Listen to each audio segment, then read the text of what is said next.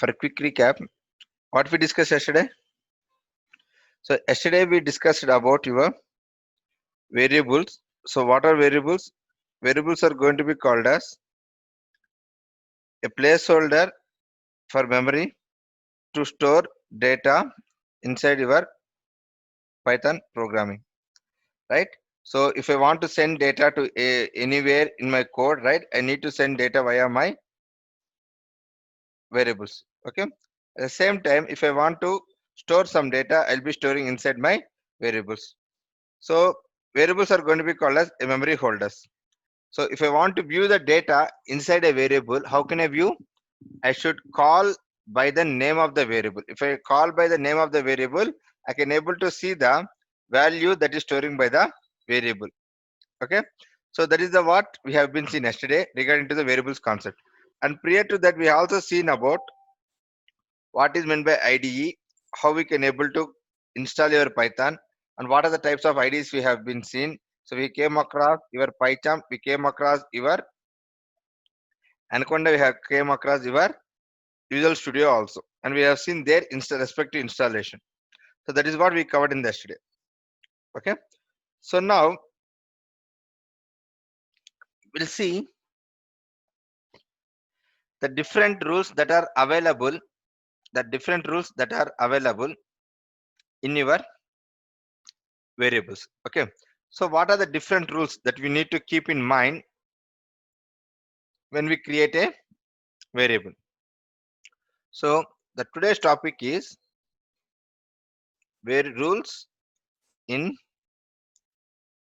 creating and using a variable. Creating and using a variable. So the first rule that I want to bring here is variable name cannot have spaces in between. Okay.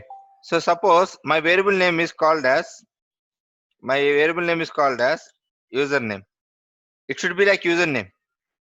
Cannot be as, it cannot be like how user space name. This is not encouraged, not really good practice of doing this. So this kind of representation is not allowed.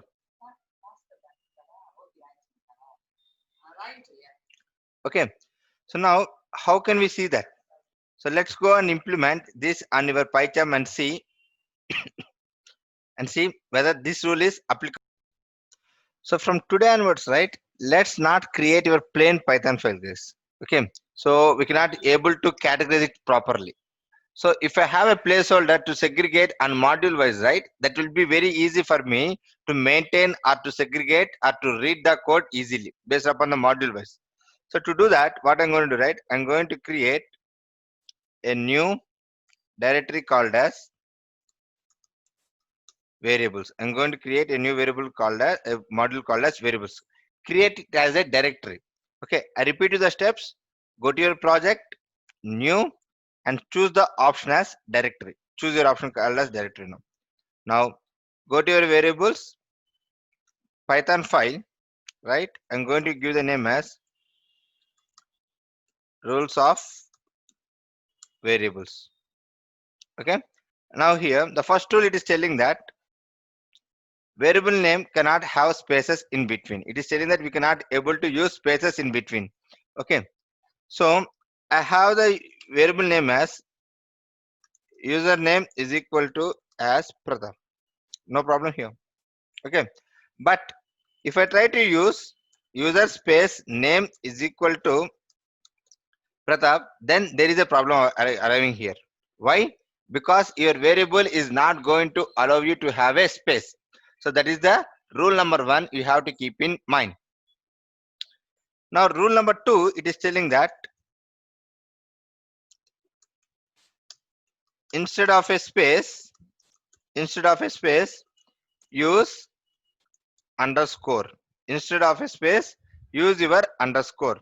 So they are telling me that instead of using your space, try to use your underscore. This is possible. This is possible. No issues in that. So let me use my print statement and check out if I'm getting any issues here. There, user underscore name. Let me go and run this and see that my value is getting printed. Yes, my value is getting printed without any issues. So rule number 3 is, other than underscore, we are not allowed to have any other special character there. You are not supposed to use any other special character other than underscore. So if I try to give a star, or if I try to give a hyphen, or if I try to give a forward slash, right, it won't allow me to have there. It won't allow me to have. So just keep in mind that we are not supposed to use other than underscore inside your variable names. So that is going to tell us rule number 3. Rule number 4. Always create a variable. Always create a variable which is appropriate to the business process that you are working on. And which business process you working on? Take the relevant variable name. Take the relevant variable name. So for example, I am working on registration module to register a user, to register a new user. So don't try to store the names like A, right, B, C, Y, like this. Okay. So what exactly these variables are? What does these variables store, right? So when you create a variable, right, your variable should tell what exactly the variable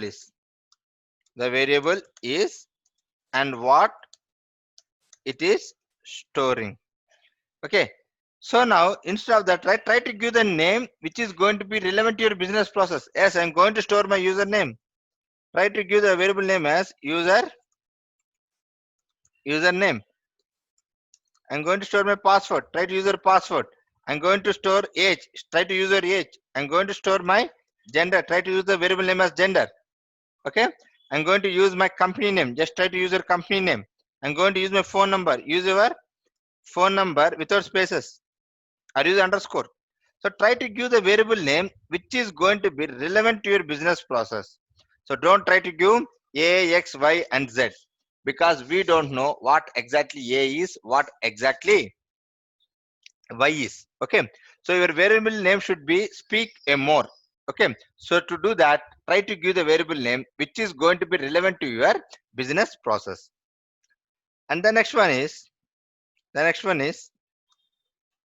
fifth one, right? Variables are case sensitive. Variables are case sensitive. Example, right? I have age as one variable. I have age as one variable. When we compare with meaning, when we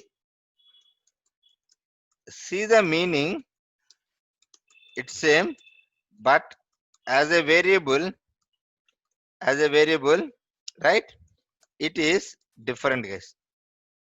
The meaning is same. When you go with the little English, the meaning is going to be same.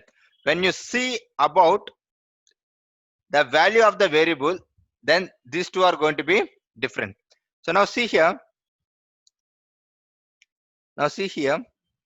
I have the variable as age is equal to 25. At the same time, I have age equal to 45. Now let me use my print of age. So now this is going to be considered a separate variable. This age is going to be considered as a separate variable, and this age is going to be considered as a separate variable. Now let me use a print of age here. let me run this. Both are different. No issues in that. Okay. So that is what my rule number 5 is telling. Rule number 6 is variable can store at max only one value. It can able to store at max only one value. So we are not supposed to store the data like this. Say suppose like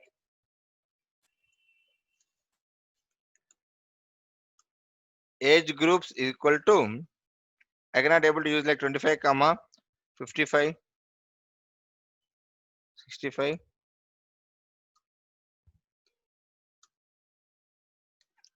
I think it won't throw. I'll tell you that. It won't say anything, but I'll tell you that. So normally, right, it won't throw any exception, but I'll tell you what is going to be happening. Just keep for a while. Okay, I'll tell you what is happening there. Okay. So now if I try to use age equal 25, age group equal to 34, again age group equal to 78. Now see what will happen. In this case, you'll be having like the only the most recent value. Okay, so that is what I want to say. You can store max only one value and the most recent value only. Okay, and the most recent value only. So what are the values you are going to be given? Only the last value, which is most recent one, that will be get taken there. Okay, and the next one is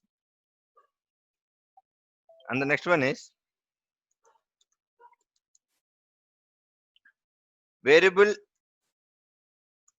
data type can be changed. Variable data type can be changed. So for suppose I have given my phone number as with some phone number 9626272284. I have given my phone number like this. Now similarly, right, if I going to give my phone number in a string format, so nothing is going to be wrong. It won't throw any exception. If I go and run this, right, it won't throw any exception. It won't throw any exception. Okay, print off my phone number, run this. See, I won't get any exception, but moreover, right, I'll be getting this string only. I'll be getting this string only. Okay, it won't throw any exception, but moreover, right, it will be taking the most recent one, right? Even if you're going to be change the data type, even if you're going to be changing the data type, it won't throw any exception, right? It will take the most recent values. So that is what your rule number 7 is telling.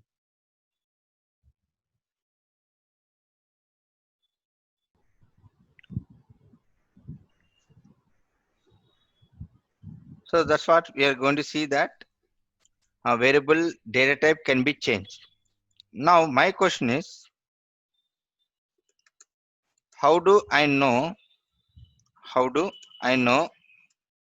that what type of data is stored by a variable? How do I know that? So there is a method called type. There is a method called type. Okay, using this method we can check what type of data does a variable is storing. Okay, what type of data that the variable is storing. So the syntax of this method is so type of send your variable name. Okay, so this method will return the class of the data type. Okay, so now let's go back and see to check what type of data does this phone number is storing. So what is the syntax I told? Type of your phone number. Now let's go and run this and see. See here, str class is str. Str is going to be called as string. So as it's going to be a string, right? we can able to confirm that the variable is going to take the most recent immediate value, right? Then what about this old value? The old value will get overwrite, guys. The old value will get always overwrite. Thus, rule number 8 is variable name cannot start with numeric. You cannot start with your numeric. It's not allowed. We cannot start with your numeric. Okay, but we can have numeric at any other place. No issues. Okay, so now let's see that whether we can able to do or not. So I have like 1 age is equal to 87. Is that allowed? Sorry, instead of 1 I have given 8. Like, no, this is not allowed. But instead of this position, right, I can able to keep my numeric at any place. No issues in that. Okay, so that is the rule number 8 that I want to bring here. So we cannot able to have your uh, variable names starting with your numeric. Other than the numeric, we can able to have anywhere. Okay, so that is what the rule number 8 is telling. Now we'll see, can I assign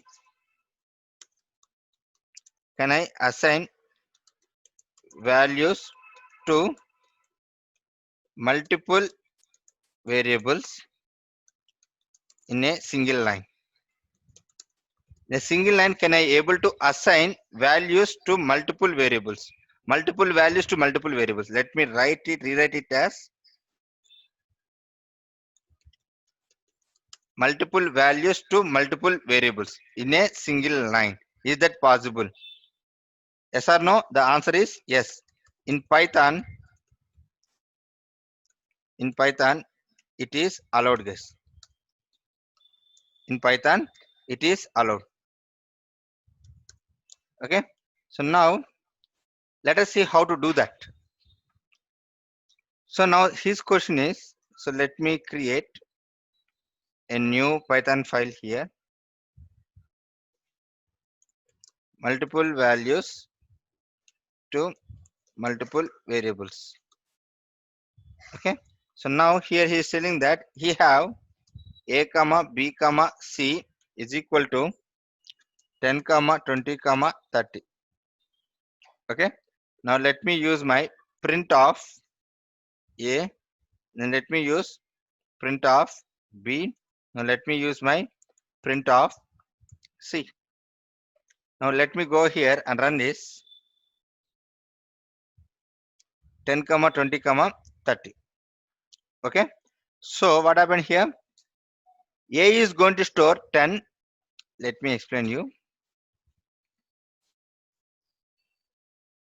A is going to store 10, B is going to store 20, and C is going to store 30.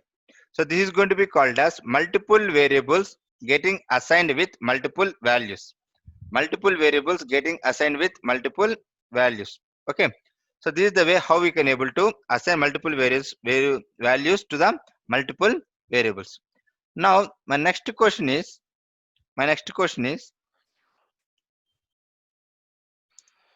can I print all the variable values? Can I print all the variable values in a single print statement? In a single print statement. Is that possible? Answer is yes, we can do that. Instead of writing line number 3, 4, 5, right? What we can able to do here is we can able to use your print of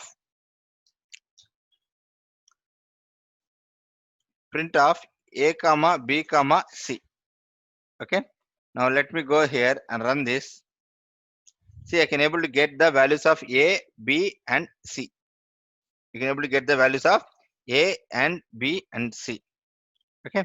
So now my next question is,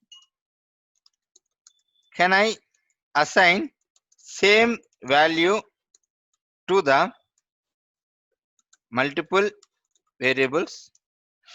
example, all the employees having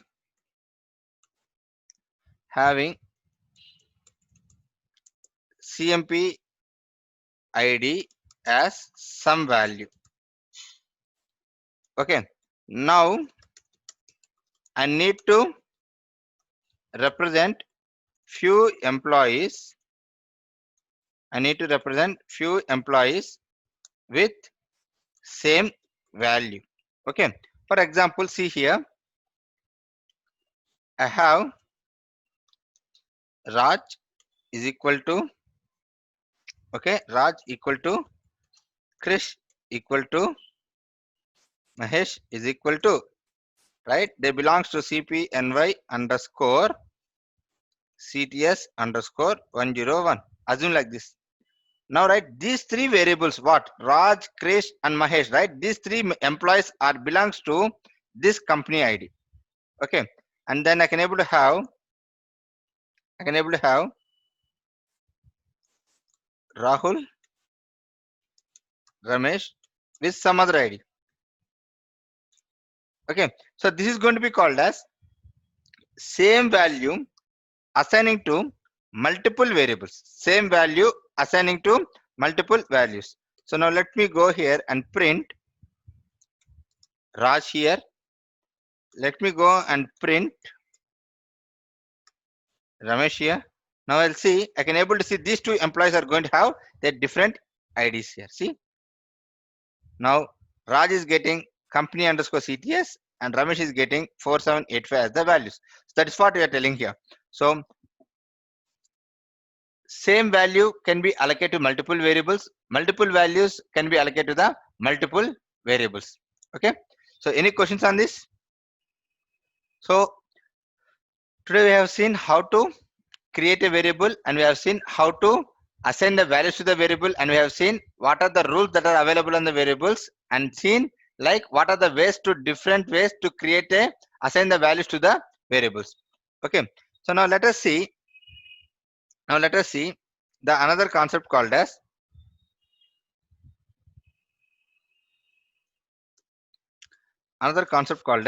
definitions. Pratap, one question here. Yeah, please. So now you are assigning multiple values on numeric values for a variable, right? Is it possible to assign multiple string values like in the same pattern? Here we have given this one, right? String only, right? The above one. This one. ABC Yeah, equal to 10, 20, and we 30. can do. So is it possible? Yeah, String see. also we will be able to do, Yeah, right? see. Nothing is going to be wrong. The value Okay. whatever you are going to give, it will take that. See, hello 20 and 30. Okay. Yeah, got Okay. it? Okay. Clear, So right? it's possible. Okay. Got it. Got it. Yeah. Thanks. So now let us discuss about the concept called as definition. So definition is called as a block of code, guys. It's called as block of code, right? It is used for the purpose of reusability. We'll be using for the purpose of reusability. Okay, so whenever it is required, we call this particular method, we call this particular definition. Okay, so definition is called as method also. We will be calling it as method also.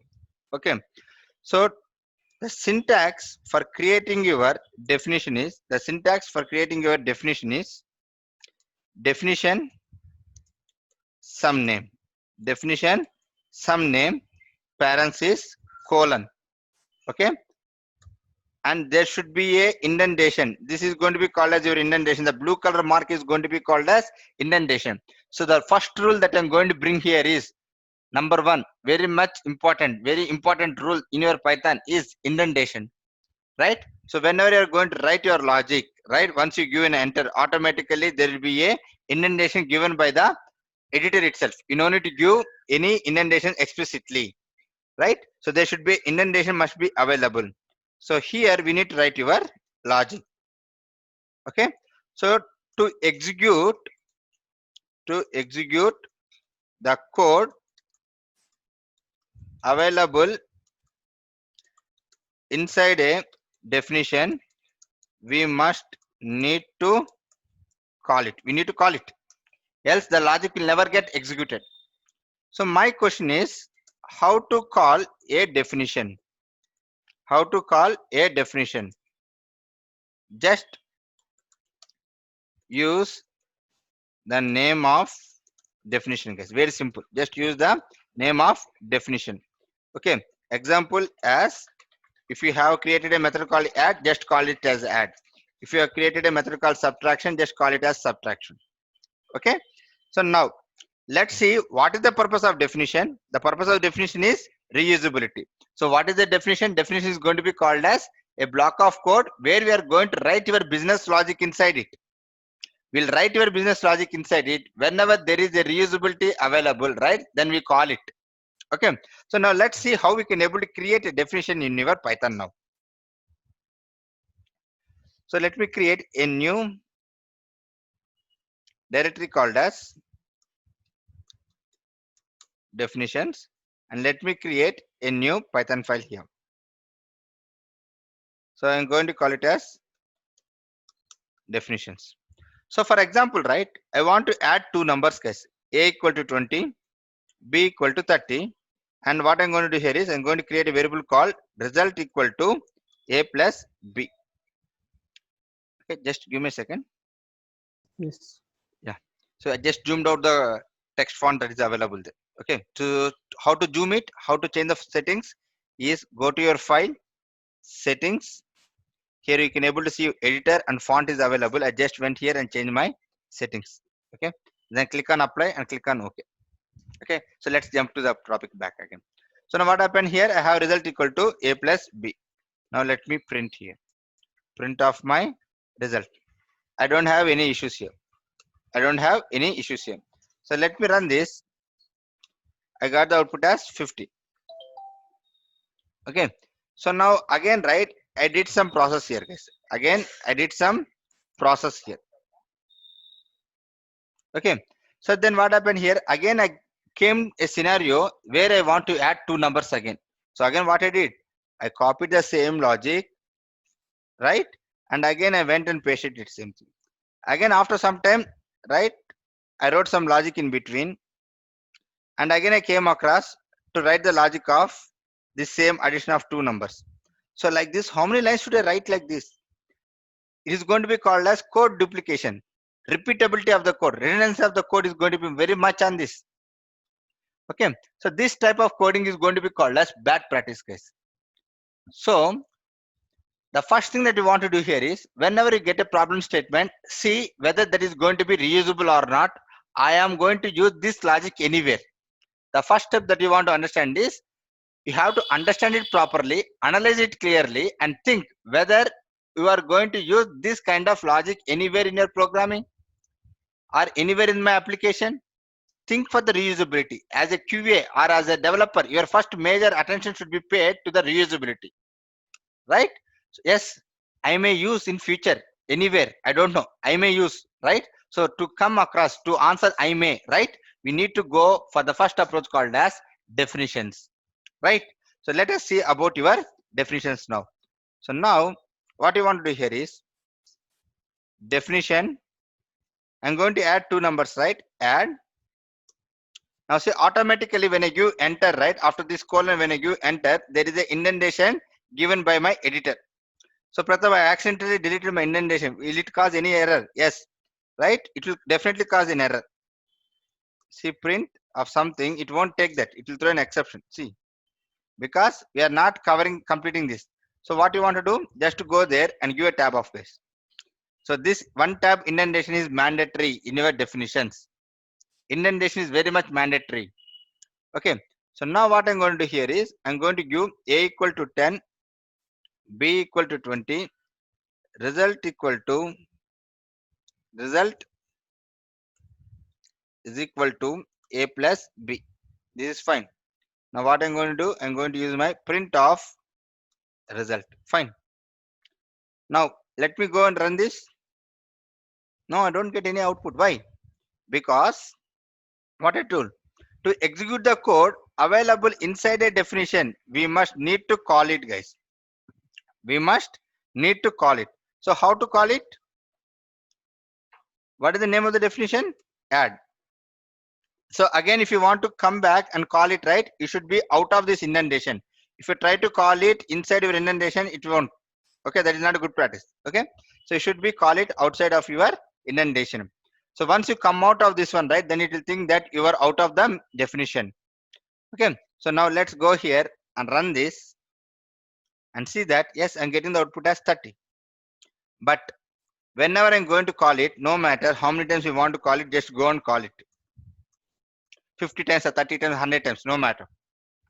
So but whenever I'm going to call it, right, I'll be getting the same output as 30, 30, 30. Again, what happened here? The values are hard coded. So what do you mean by hard coded? So we explicitly told that A value is going to be 10, B value is going to be 20. Yes, this is still reusable, but not reusable with inputs. User cannot able to pass his own data. It is hard coded with already given explicit values 10 and 20. User cannot able to pass his own data, right? So this factor is not going to be called as reusable factor. So reusability, when you think that the values are going to be always constant, hard code it. But if the values are getting parameterized, if the values are going to be changed in runtime, then I cannot able to do this kind of logic implementation. This is very bad practice, right? If you take your calculator, right, I want to add two numbers in my calculator. What will happen? I need to press number 1, click plus symbol, then number 2, then what will happen? 1 plus 2 is going to be add. So I don't know what Ravi is going to send. I don't know what Hari is going to send. I don't know what some XYZ is going to send. Your method should be in the position to accept any inputs and it must do the same operation called addition operation. So how can I do that? Right? So now we understand the concept called parameterization. Parameterization. Right? So it is the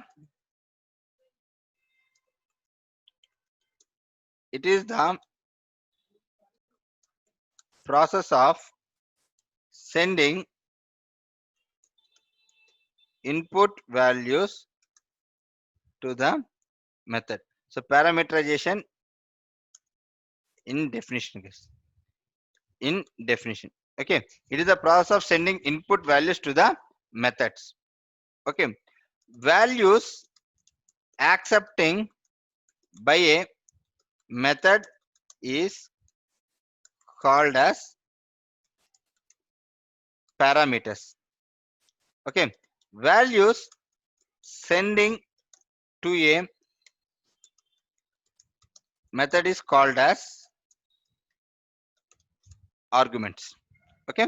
Now let us see here. I don't want to hard code the values here. I don't want to hard code the values as 10 and 20 here. Let me remove this 10 and 20. Now what I'll do, right? I'll keep like A comma B. So now this A and B is going to be called as parameters. I don't know my method what values I'm going to send by the user. It might be 10, 30, 40, 50, whatever it may be. So this is a placeholder where user can able to send the values, where I can able to insert some values, right? So this placeholder is going to be called as parameters.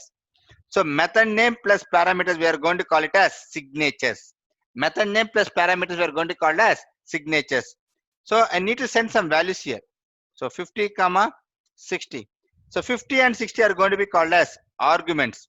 50 and 60 are going to be called as arguments. Now what will happen here is this 50 is going to be replaced with A. This 60 is going to be replaced with B. Okay, 50 is going to be replaced with A and 60 is going to be replaced with B. Okay, so this is what we call it as parameterization. So in runtime, what happened, right? This 50 is going to replace with A and 60 is going to be replaced with B.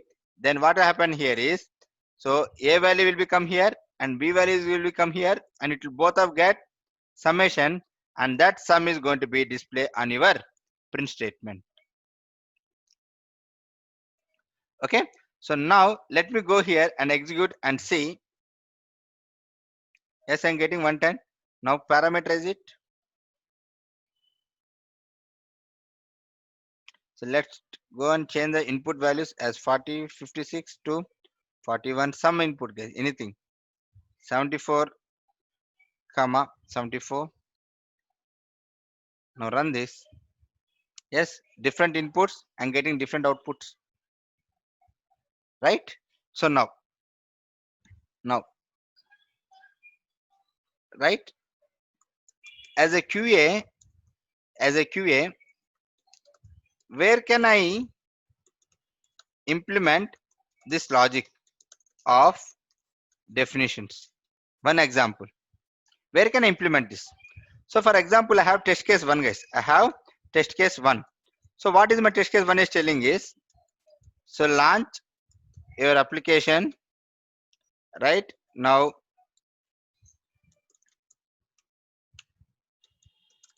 click on register link, then verify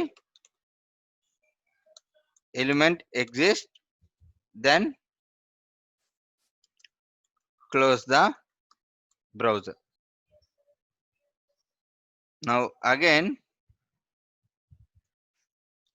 create one more test case as tc02, right? Launch your application, right? Again click on register link, verify element exists, then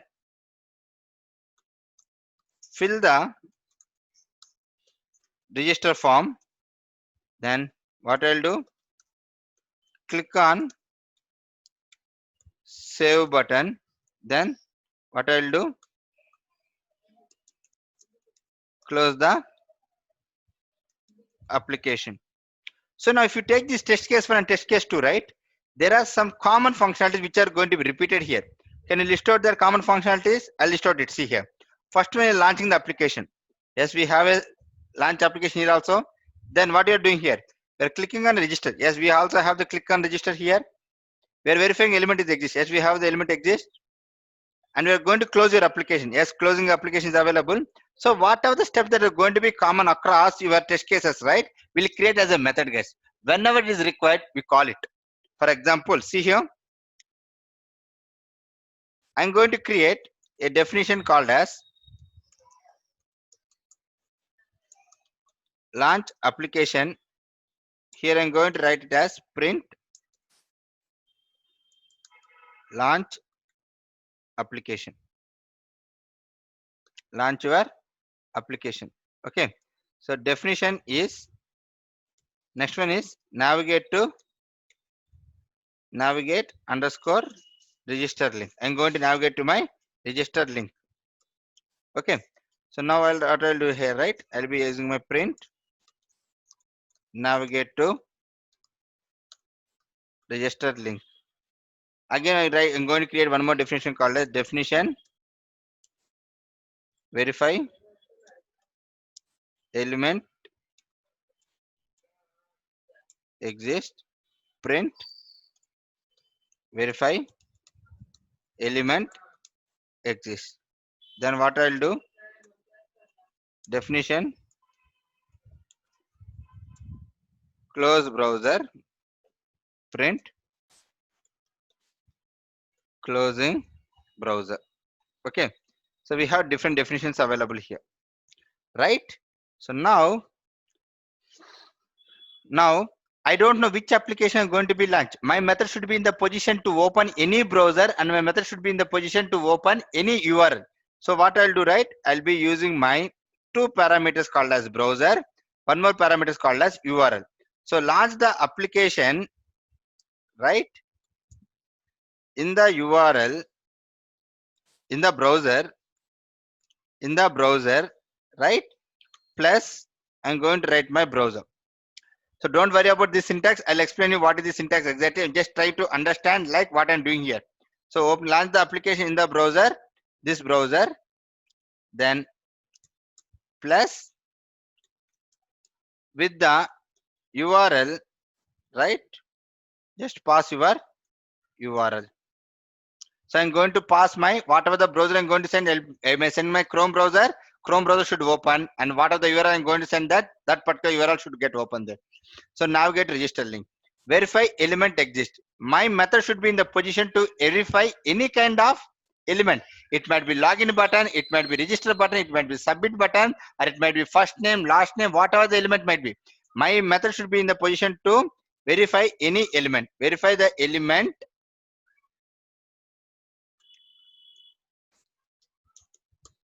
Okay, it should be in the position to validate any element is exist or not. Verify element exists on the page. Okay, I need to tell that what page, in which page I'm going to verify it. I need to tell my page name of the application. Okay, so here I'm going to write my page name here. Okay, close the browser. So now call it one by one. Call it one by one. So first what I want to do here is launch your application. I want to write my Chrome and pass your URL. So the URL might be https www.google.com. Then what I'll do, navigate to register link.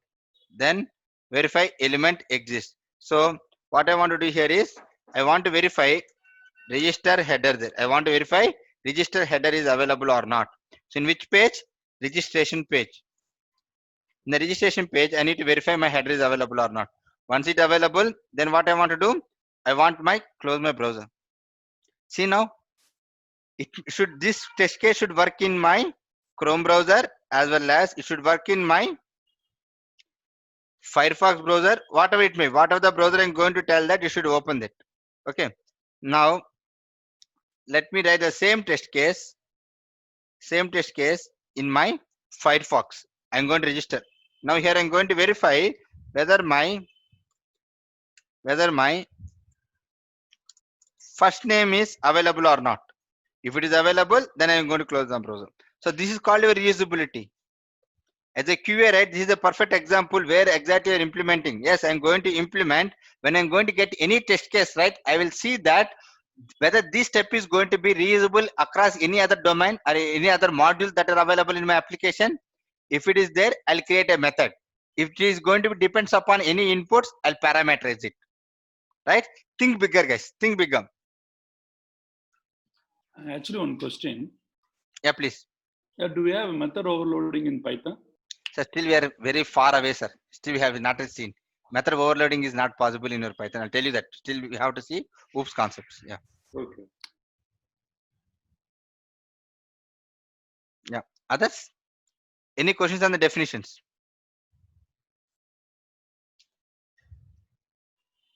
It's clear, right? Yeah.